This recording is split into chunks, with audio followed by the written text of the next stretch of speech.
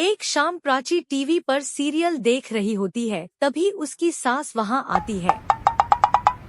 अरे सीरियल में तो ऐसे मग्न है जैसे आज रात का खाना पड़ोसी आकर बनाएंगे। मुझे पता ही नहीं था आपने अपने बेटे की शादी पड़ोस में भी की हुई है। हैं? मतलब? मतलब इस घर में सारा काम बहू ही करती है, आप तो सिर्फ खर्राटे मारती हैं। अच्छा जी, फिलहाल तो तुम आराम फरमा रही हो, चलो जाओ, ये मेरे टीवी देखने का समय है। आहा, इसीलिए मुझे भगाया जा रहा है। सॉरी, अब तो बिल्कुल नहीं जाऊंगी। प्राची की इस बात पर दोनों सास बहू के बीच टीवी रिमोट के पीछे बच्चों जैसी छीना झपटी शुरू हो जाती है, जिसके बीच श्लोक भी काम से घर वापस आ जाता है। आज मेरी चूहे बिल्ली की जोड़ी किस बात पर झगड़ रही है? अरे तेरे बीवी मुझे टीवी ही नहीं देखने दे रही। अरे तुम्हारी मम्मी मुझे खाना बनाने के लिए फोर्स कर रही है। अरे वाह, ऐसे बेतुके रीजन पर तो बच्चे भी झगड़ा नहीं करते। अरे मुझे कुछ मत बोल, सब इसने ही शुरू किया है। हाँ हाँ, जैसे आप तो बहुत दूध की धूली है ना। अरे बस दोनों चुप, प्राची जाओ खाने की तैयारी करो, और माँ तुम छोड़ो, तुम्हें क्या बोलूं, शांति से अपना सीरियल देखो, मुझे दोबारा लड़ने की आवाज सुनाई नहीं देनी चाहिए। ऐसा बोलकर श्लोक वहाँ से चला जाता है, जिसके पीछे पीछे प्राची भी कुछ ना कुछ बड़बड़ाते हुए रसोई में चली जाती है। हाँ हाँ, सासू जी को तो कुछ बोलेंगे ही नहीं, बस मुझ पर ही हुक्म चलता है, खाना बनाओ, जैसे मैं इनके घर में खाना बनाने के लिए आई हूँ। इसी तरह शाम बीतती है और रात को श्लोक और प्राची की सास खाना खाकर सोने चले जाते हैं, लेकिन प्राची गुस्से में कुछ खाए बिना काम में ही लगी रहती है। इस घर में किसी को घंटा फिक्र नहीं पड़ता, मैं खाऊं या भूखी रहूं। प्राची कुछ देर के लिए रसोई से बाहर जाती है और जैसे ही वापस आती है, वहाँ दूध का भरा गिलास देखकर हैरान रह जाती है। फिक्र पूरी है, बस दिखाना नहीं है। प्राची दूध पीकर सोने चली जाती है और अगले सुबह एक बार फिर सास बहू का कार्टून नेटवर्क स्टार्ट हो जाता है। ये तुमने ही किया है। अरे अजीब जबरदस्ती है, मैं बोल रही हूँ मैंने कुछ नहीं किया। दोनों ने मिलकर पूरे घर को पागल खाना बनाया हुआ है, यहाँ कोई नॉर्मल इंसान तो रह ही नहीं सकता, इसीलिए अब पड़ोसी क्या रिश्तेदार भी घर आने से कतराते हैं। और सुन बेटे, तू भी चंगा, तेरी माँ भी चंगी, तेरी बीवी भी चंगी, रिश्तेदार। हाँ जी, आपको नहीं पता क्या, गंगाधर ही शक्तिमान है, रिश्तेदार ही। हाँ हाँ, बस समझ गया।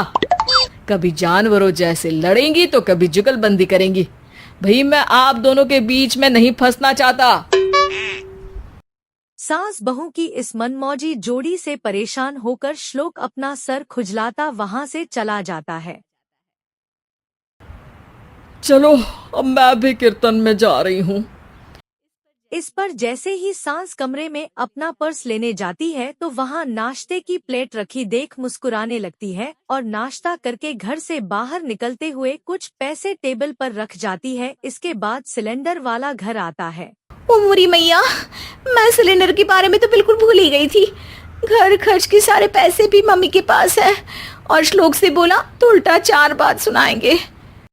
प्राची सोच ही रही होती है कि अचानक उसका चेहरा चमक उठता है और वह घर में जाकर इधर उधर देखने लगती है। तभी उसकी नजर टेबल पर रखे पैसों पर पड़ती है, जिन्हें वह सिलेंडर वाले को दे देती है। यह सब श्लोक देख लेता है। अच्छा बेटे, इतना बड़ा घोटाला, सबके सामने मैं तेरी दुश्मन और पीठ पीछे तेरी मेरी यारी। इस पर श्लोक एक प्लान बनाता है और शाम को सब एक साथ बैठे होने पर बोलने लगता है। माँ, तुम दोनों की बहुत लड़ाई होती है, इसलिए मैं सोच रहा हूँ कि प्राची को उसके घर छोड़ाऊं, इससे वो भी खुश रहेगी और तुम भी। अचानक श्लोक की ये बात सुनकर सास बहू शौक से उसकी तरफ देखने लगती है। अरे ऐसे कैसे घर छोड़ाओगे, मुझे कहीं नहीं जाना।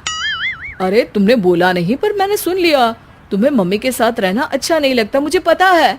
अरे वो, अरे जब बहू खुद कुछ काम बोले तो वो तुझे सुनता नहीं, और अब जो इसने बोला ही नहीं वो तू समझ गया।